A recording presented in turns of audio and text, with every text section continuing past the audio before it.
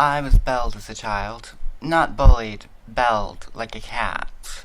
Not a collar or anything, but my mom tied bells onto my shoes because I loved running away, quietly, in the store.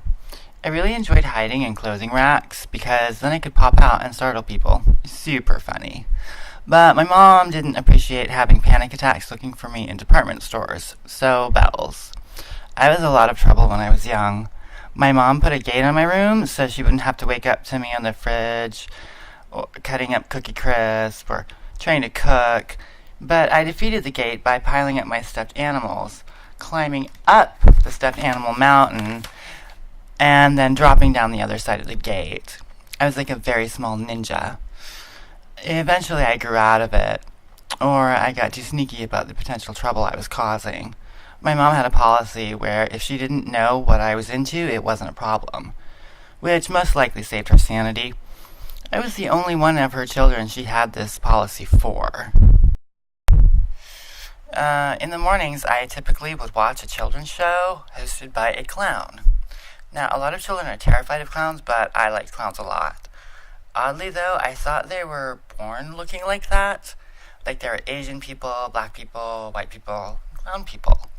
I used to ask my mom, why wasn't I born a clown? Because I wanted to be one. She would just say, you are. She had no idea what I was talking about.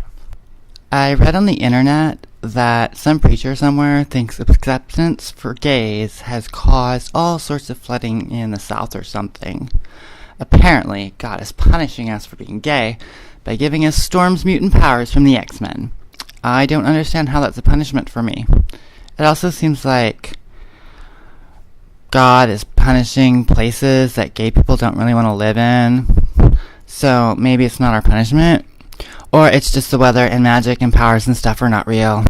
I was eating dinner with a friend at a restaurant, and at the table next to us, I overheard this girl explaining to her friends that when Europeans found the New World, all of the people in Mexico just grunted to communicate with each other.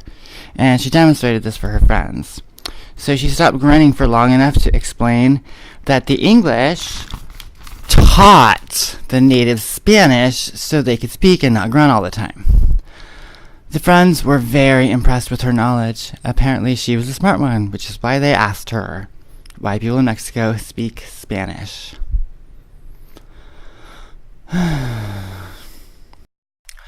I sometimes think when I've had to deal with homophobic straight guys that they aren't worried that they'll get hit on, they're worried that they will not.